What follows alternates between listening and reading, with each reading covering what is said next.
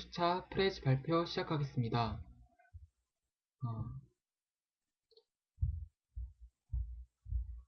네, 이번 3주차 프레즈 주제는 트레이에 관한 것입니다.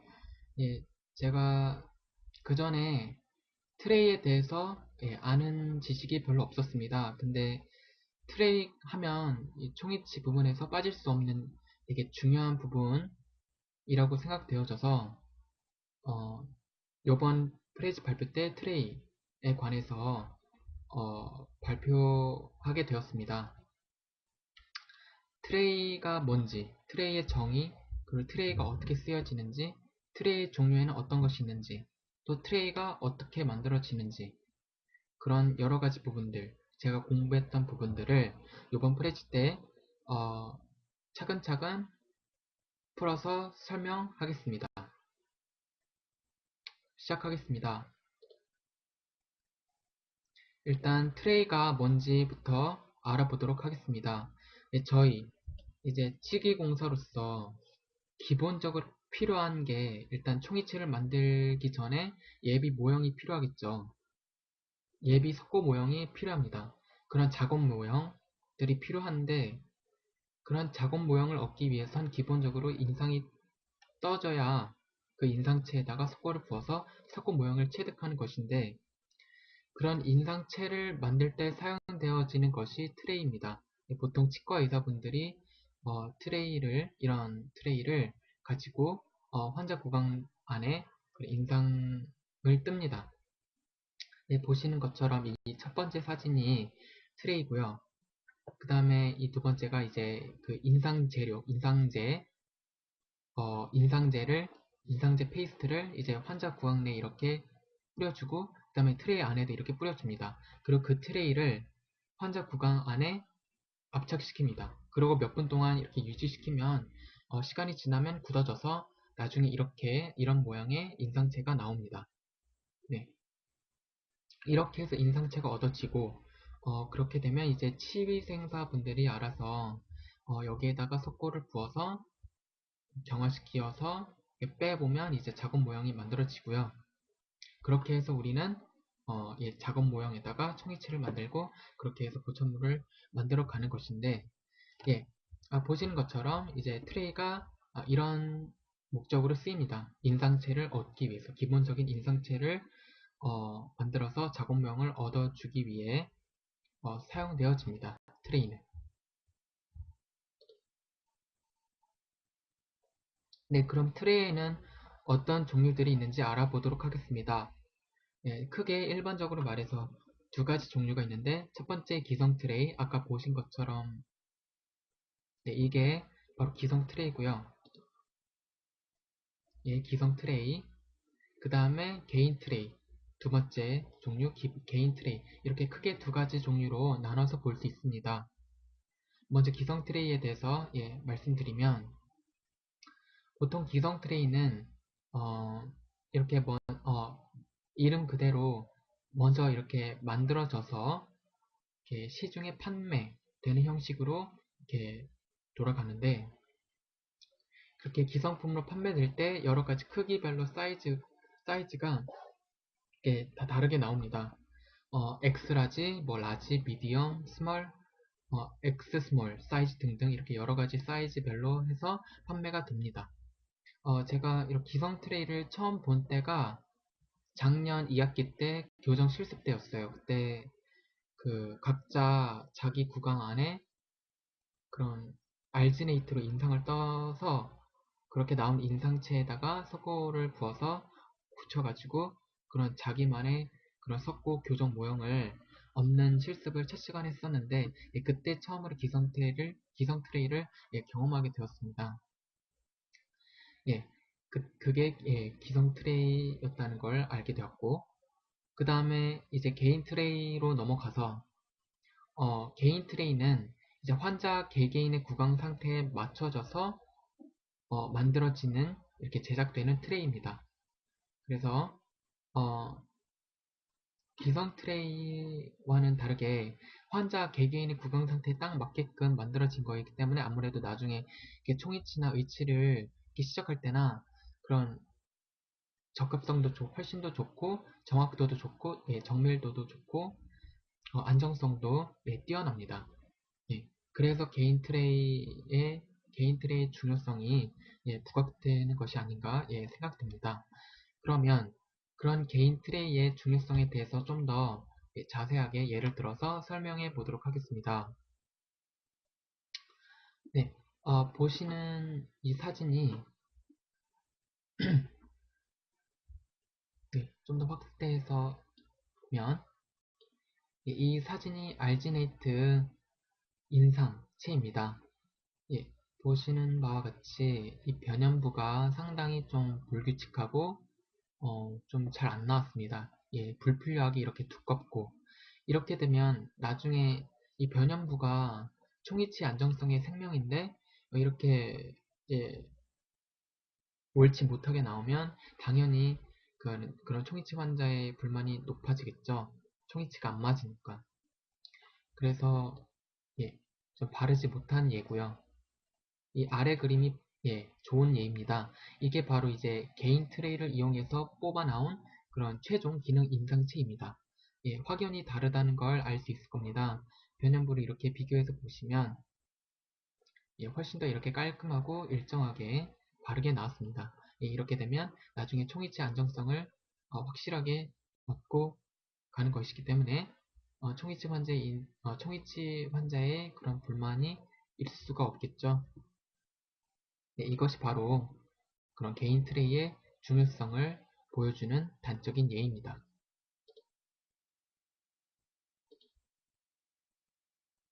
그럼 그렇게 중요한 개인 트레이를 어떻게 만드느냐?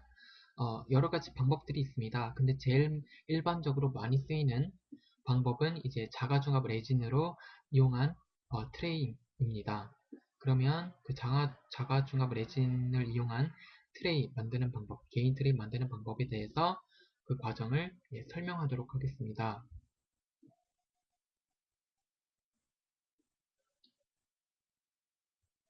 일단 제일 먼저 석고 모형에다가 이렇게 트레이 외형선을 그려줍니다. 이 빨간색이 트레이 외형선이고요. 그 다음에 이 검은색 선이 위치 이렇게 놓아질 그 자리를 표시한 그 외형선입니다. 그리고 위에 하나 한 선을 더 그려야 하는데 그건 이제 베이스 플레이트 왁스 밑에 그림 이제 곧 볼 건데 그 베이스 플레이트 놓을 자리에 관한 그런 걸 보여주는 외형선도 마저 그려야 하겠습니다. 트레이 외형선에 여기선 트레이 외형선이 제일 중요한데 2mm 짧게 이 모형 기저보보다 2mm 짧게 트레이 외형선을 이렇게 그려줘야 되는데 그 2mm 짧게 하는 이유는 그 이제 보더 몰딩 그 변연부를 이렇게 잘 형성해 주기 위해서 그런 공간을 확보하기 위해서 그렇게 일률적으로 2mm 짧게 형성해 주는 겁니다. 이렇게 그려주는 겁니다. 트레이 외형선을. 그래서 아까 베이스 플레이트 왁스를 언급했는데 그 트레이 외형선보다도 더 2mm 짧게 한 위치에서 베이스 플레이트 왁스를 놓아줍니다. 부착시켜줍니다. 이 베이스 플레이트 왁스는 또 이제 해주는 이유가 나중에 트레이 안에 인상체가 균일하게 들어갈 공간을 이렇게 부여해주기 위해서 베이스 플레이트 왁스까지 이렇게 먼저 부착을 해주는 것입니다.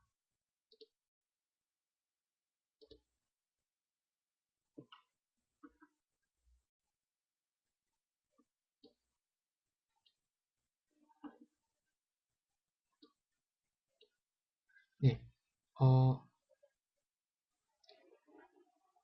그래서 이렇게 놓아진 베이스 플레이트 왁스에다가 이런 네모칸이 이렇게 비어졌는데 이게 바로 티슈 스탑 조직부, 티슈 스탑이라고 불려지는 중요한 부분인데요.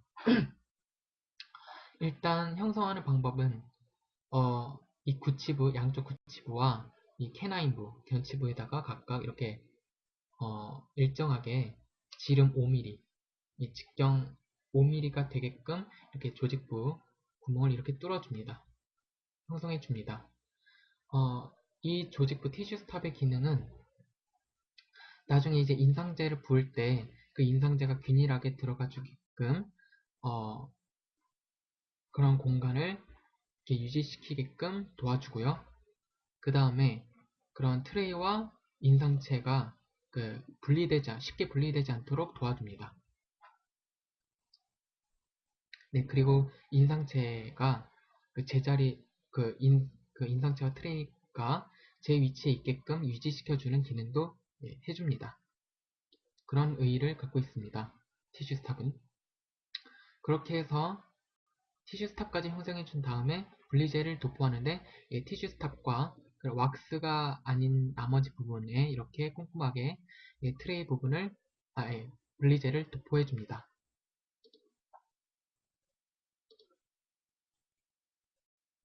네, 그렇게 되면 이제 트레이를 만들어야 하는데 트레이 레진을 이제 만들어야겠죠. 레진을 만들기 위해서는 일단 이제 그 레진 용액과 레진 분말을 모노머와 폴리머를 그런 각 제조회사 매뉴얼에 명시되어 있는 그 혼수비에 꼭 맞춰서 레진을 잘 혼합해서 병상 상태에 이를 때 그때 이제 작업을 해줘야 합니다. 이때 제조회사의 혼수비를 잘 따라줘야 어, 그런 레진이 잘 나오겠죠. 그런 제조회사의 매뉴얼에 나와 있는 그런 혼수비도 잘 맞춰줘야 합니다. 그 다음에 병상 상태 될 때까지 기다리라고 했는데 그때 기다릴 때 그냥 방치해 두는 것이 아니라 어, 비닐이나 그런 걸로 이렇게 덮어둔 상태에서 기다려야 합니다. 왜냐하면 그렇지 않으면 레진 수축이 옵니다. 레진에게 그런 증발이 작용돼서 레진의 수축이 오기 때문에 변형이 올 수 있습니다. 그렇기 때문에 병상 상태 될 때까지 꼭 이렇게 비닐로 덮어줘서 꼭 기다려줘서 작업을 진행해야 합니다. 그렇게 해서 병상 상태가 된 레진이 나오면 좀 더 확대해서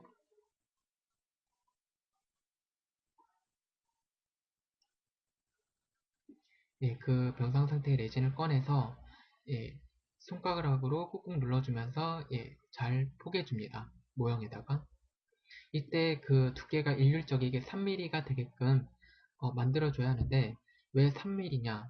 그 정도의 두께가 돼야지 안 그러면 그 이하의 두께 1, 2mm 정도의 두께로 해주게 되면 그런 트레이 레진의 그런 강도가 약해져서 외압에 견디기가 힘들어집니다. 그렇게 되면 변형이 쉽게 오겠죠. 그런 변형을 막기 위해서 그런 강도를 충분히 주기 위해서 3mm 정도의 두께를 부여해 주는 것입니다.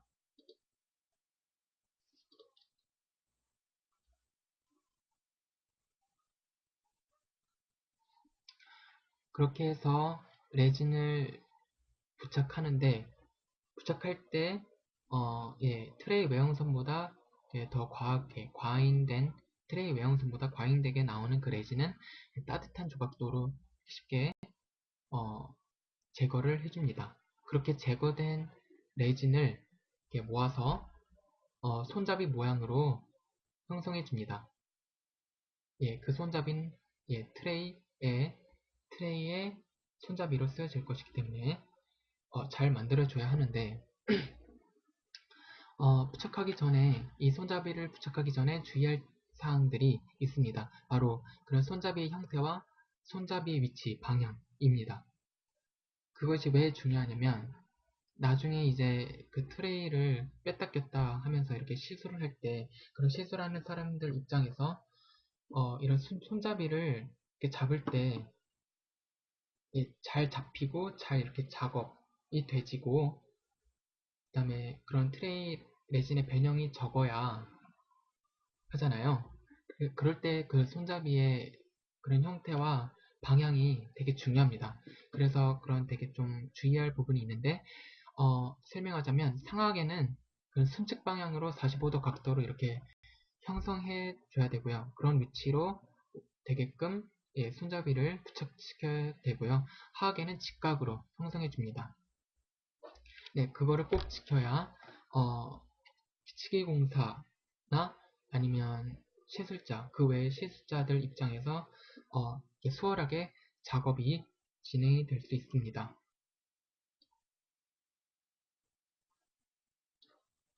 네, 이렇게 손잡이까지 붙이면 마지막으로 그런 레진에게 증발을 막기 위해서 그렇게 해서 레진 변형, 그런 변형, 크기 변형이나 모양 변형을 방지하기 위해서 이 가압기에다가 그 트레이 레진 모형을 넣습니다.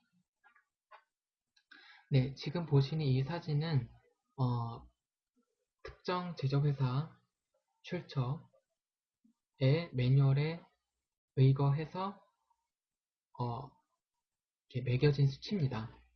이 제조회사에서는 2.5바 정도의 압력을 지시했고요.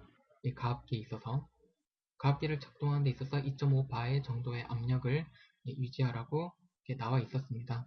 그래서 그렇게 해서 10분간 중압을 시키라고 나와 있었습니다. 그래서 중요한 건 각 제조회사마다의 매뉴얼에 지시되어 있는 그런 부분을 꼭 따라줘야 그런 착오 없이 그런 트레이 레진이 알맞게 나옵니다. 그래서 제조회사의 그런 매뉴얼도 참고하는 것도 되게 중요한 자세라고 볼 수 있겠습니다. 네, 이 레진에게 증발을 막기 위한 이란 이유가 또 아까 언급됐었잖아요. 그 레진 혼합을 할 때 병상 상태 될 때까지 기다릴 때 레진에게 증발을 그 사이에 작용되는 그 레진에게 증발을 막기 위해서 비닐로 이렇게 덮어준다고 했잖아요. 예, 그것도 같은 이유입니다. 예, 그런 공통적인 이유라고 볼 수 있겠습니다. 네, 여기까지가 자가 중압 레진을 이용한 개인 트레이 만드는 방법이었고요. 그 외에 아까 잠깐 언급드렸었는데 그 외에 다른 방법들도 있다고 제가 말씀드렸는데 그 방법들 크게 두 가지 마저 말씀드리도록 하겠습니다. 첫째로 열 가수성 레진 트레이라는 방법도 있는데 이거는 어, 따로 필요한 재료, 장비들이 또 추가됩니다. 필요한 재료, 장비들이 있는데 진공 성형기기와 그 다음에 또 열 가속성 레진 트레이 시트까지 필요합니다. 그래서 그 시트를 일단 먼저 가열을 한 다음에 진공 성형기기를 이용해서 모형에다가 부착시키는 겁니다. 그렇게 해서 트레이를 형성시켜 주는 건데 아까 말씀드렸지만 그런 특별한 장비들이 없으면 불가능한 제작 방법이기 때문에 상당한 제한을 받습니다. 그 다음에 두 번째 쉘락 베이스 플레이트. 이거는 시중에 판매되어 있어서 기성 제품이에요. 그래서 쉽게 한 번에 작업이 수월하게 진행이 되고 단시간에 끝낼 수 있는데 단점은 강도가 확연히 낮고 정밀도도 떨어지는 등 그리고 또 그래서 강도가 낮기 때문에 외압에 잘 못 견뎌서 변형이 쉽게 옵니다. 이런 등등 이런 많은 단점들이 있어서 현재는 별로 그렇게 추천이 되지도 않고 잘 쓰여지지도 않는 인기 없는 그런 트레이 제작 방법입니다. 이걸로 통틀어서 봤을 때 아무래도 그런 자가중압 레진으로 이용한 방법이 제일 일반적이고 제일 많이 쓰일 수밖에 없는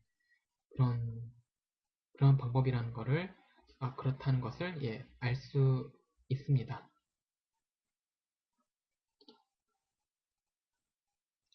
네, 어,